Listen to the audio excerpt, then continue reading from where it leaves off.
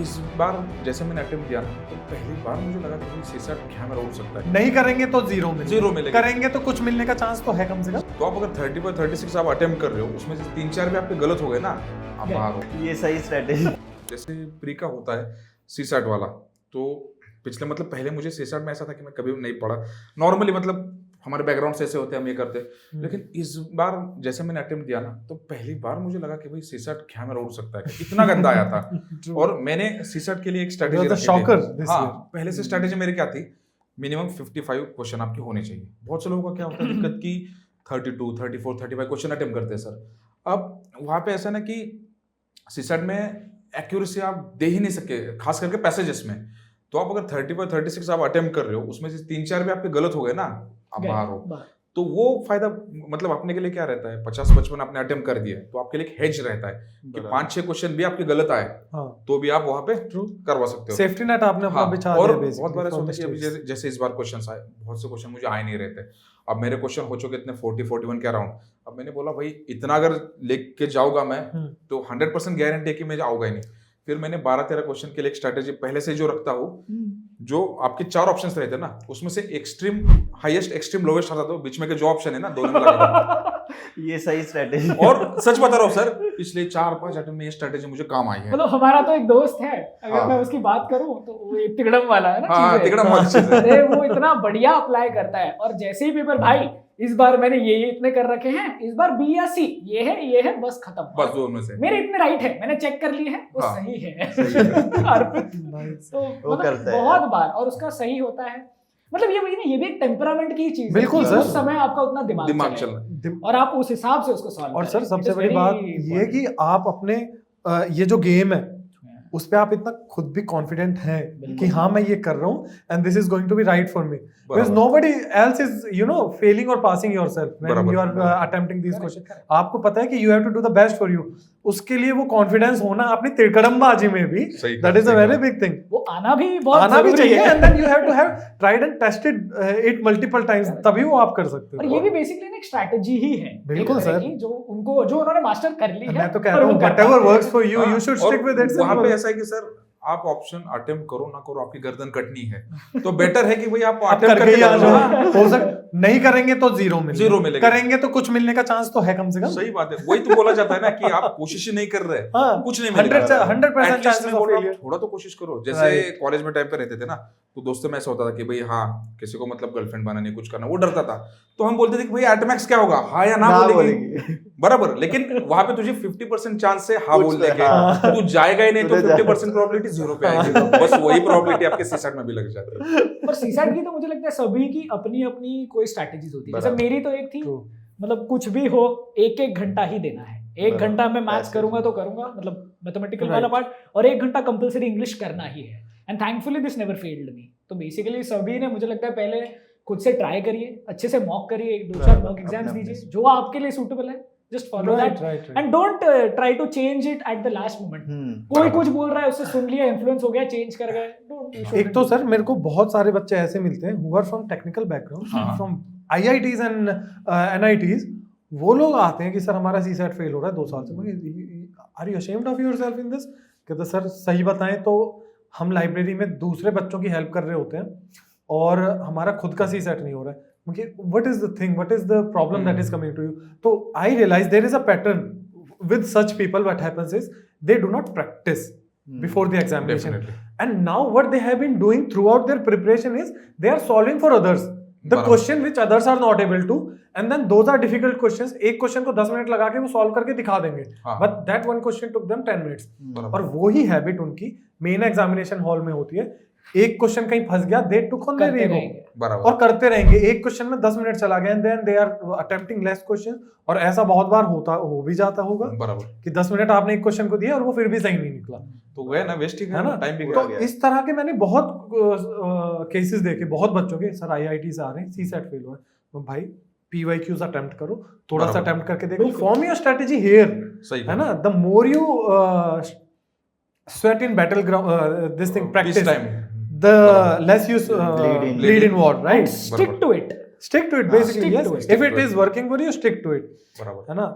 तो वो वाली चीज फिर उन्होंने बताया, कहता सर सही में काम करा। सबसे बड़ी बात जो उस चीज में निकल के आई वो था टाइम मैनेजमेंट। एंड सीसैट में मेरे को नहीं लगता कि knowledge is a game, CSAT में I believe time is a game, time management is time management, है ना। अगर आपने टाइमली इतने क्वेश्चन कर लिए which can sail you through the cut off, you are win. और कैसे इसमें मुझे तो यही लगता है कि हर एक बंदे ने अपना स्ट्रेंथ, सीसेट का देखा स्ट्रेंथ समझना चाहिए कि मेरा पैसेज अच्छा है, सही कहा, ये बात या मेरा न्यूमेरिकल अच्छा है, या जो भी है उस पे वर्क करो, वो कंसोलिडेट करो। जैसे पहले 1 आवर जैसे लोकिंग मेरे ख्याल से पैसेज करता है, सेम नहीं, स्टार्ट विद मैथ्स और एंड में पैसेज, ठीक है, फटाफट जो भी strength मेरा उल्टा रहता है because I no I am strong with the second half passage English. अच्छा, तो पहले दिमाग चलाओ, मैथ्स जितना कर मेरा भी उल्टा है, मेरा ये होता है। फिर मैं जाऊंगा इंग्लिश पर, क्योंकि मुझे पता है कि, और मेरा हो क्या जाता है ना मैथ्स, आई नो कि पहले वाले पार्ट में मुझे थोड़ा ज्यादा वक्त लग जाता है। तो अगर मैं, और हर बार 1 घंटा मैं बोलता हूँ बट 1 घंटा 10 मिनट पे चला जाता है, फिर मैं घड़ी देखूंगा, now I have to stop and move on to English, otherwise I won't clear, I know that, right because I know my strength lies somewhere else, तो I have to go there. फिर मैं वो passages जो शुरू करूंगा वो फटाफट होके एंड में अगर एक क्वेश्चन मेरा छूट गया तो छूट जाता है ना इजीली।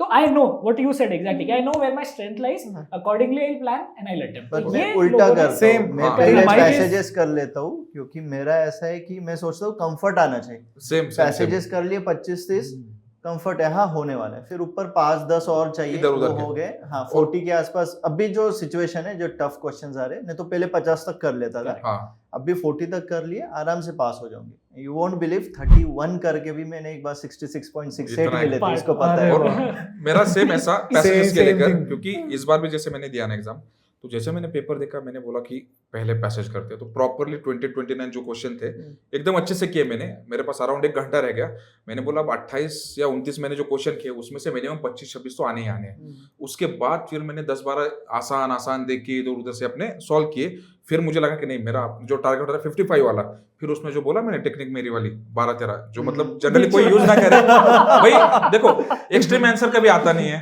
यूपीएससी में भी एक्सट्रीम वर्ड्स हमेशा गलत होते हैं, तो भाई आपको बीच का ही वो लॉजिक लगा के उसमें मार दो और निकल जाती है। अच्छी बात है। और मतलब ये नहीं, मुझे ये भी लगता है ना, जैसे मैं अपना इंग्लिश वाला बाद में कर रहा हूँ, तो somewhere I know in my mind कि अगर मैं पहले इंग्लिश से शुरू कर लूंगा, 1 घंटा तो लग ही जाएगा, 1 घंटा तो लग जाएगा, बट फिर मुझे डर रहेगा कि 1 घंटे में मेरे कितने मैथ्स होंगे। अगर मुझे उस चीज से प्रेशर आने वाला है तो पहले ही प्रेशर वाला हैंडल करो, भले कम हो, क्योंकि मुझे ये कॉन्फिडेंस है जब मैं सेकंड इस पे जाऊंगा वो फास्ट धड़ाधड़ होने ही वाला है। अच्छा, मैंने बेसिकली सब यूनिक है, सब यूनिक है, अपना प्रैक्टिस करो, जैसे इन्होंने सर ने जैसे बोला, समझो कि सबका अपने स्ट्रेटेजी है। मेरा सीसेट में हमेशा क्या रहा है, that I know math gives you short answers, right, short marks, short marks, simple है ना।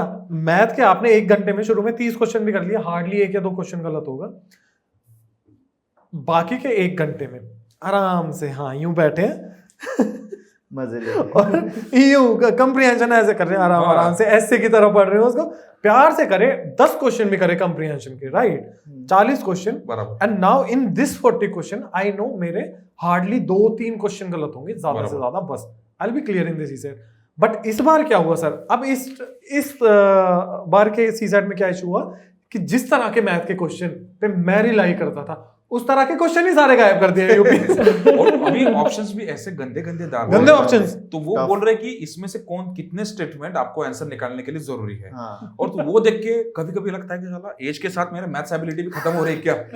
इतना मतलब दिमाग में प्रेशर आता है वो पेपर सॉल्व करते हो। ये तो मुझे जीएस का भी पता है, मतलब बहुत सारे दोस्त बोलते थे pairs, 2 pairs, 3 pairs, 4 only 1 pairs, pair is right, only 2। नया अनप्रेडिक्टेबिलिटी ला दिया और सबको बेसिकली लास्ट टाइम उन्होंने ट्रेलर दिखा दिया था लास्ट के प्री में, इस बार पिक्चर चलाई है। लास्ट ईयर 7-8 क्वेश्चन आए थे उस तरह के, लेकिन इस बार मुझे इजी लगा कंपैरेटिवली।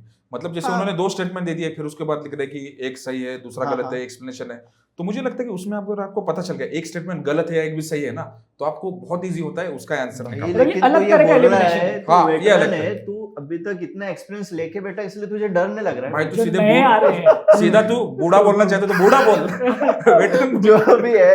पर जो नए बंदा, इमेजिन वो डर जाएंगे। न्यू पर्सन, वही उसका डरेगा, फर्स्ट अटेम्प्ट है, वो बोले अरे ओनली 1 ओनली 2, मेरे को तो पता ही नहीं। ये क्या डेफिनेटली है? डरेगा वो, डेफिनेटली पर अब डरेगा।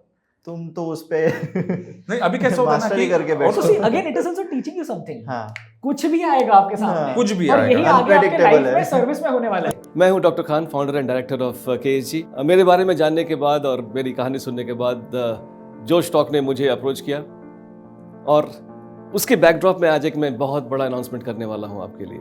जोश टॉक ये मानते हैं कि उनके परिवार में बहुत सारे प्रतिभावान व्यक्ति हैं, बहुत सारे टैलेंटेड लोग हैं और उनके पास देश में कुछ करने की बहुत बड़ी इच्छा शक्ति है, बट किसी वजह से, फाइनेंशियल कारणों से या कोई और ऐसी दिक्कत की वजह से, जिसकी वजह से वो उस गुणवत्ता के ट्रेनिंग और सपोर्ट को प्राप्त नहीं कर पाते हैं जो कि उन्हें उन सफलता के मुकाम तक ले जाएगी जहां पर वो देश की सेवा कर सकें। मैं मानता हूं कि देश के हर युवा में एक प्रतिभा है। जोश के माध्यम से आज मैं ये एक बड़ी अनाउंसमेंट करना चाहता हूं कि फाइनेंशियल इशू की वजह से अगर कोई स्टूडेंट अपनी प्रतिभा का प्रयोग नहीं कर पा रहा है तो वो दिक्कत आज के बाद नहीं रहेगी। आज आपको मैं जोश के माध्यम से ये बताना चाहता हूं कि एक मैं बहुत बड़ी स्कॉलरशिप देना चाहता हूं और ये इंश्योर करूंगा कि अगर देश में कोई टैलेंटेड व्यक्ति है जो कि पढ़ना चाहता है, कोर्स करना चाहता है और सिविल सेवा में जाना चाहता है, उसको फाइनेंशियल इशू की वजह से रुकना नहीं पड़ेगा। और ये एक ऐसा मुकाम है, एक ऐसा अवसर है देश का, जब हम देश में गुजर रहे हैं अमृत काल से, we can always contribute to this beautiful India through this services. इसके बारे में जो स्कॉलरशिप के बारे में डिटेल्स चाहिए वो नीचे दिए गए लिंक में अवेलेबल हैं एंड हम साथ मिलकर आगे बढ़ते हैं।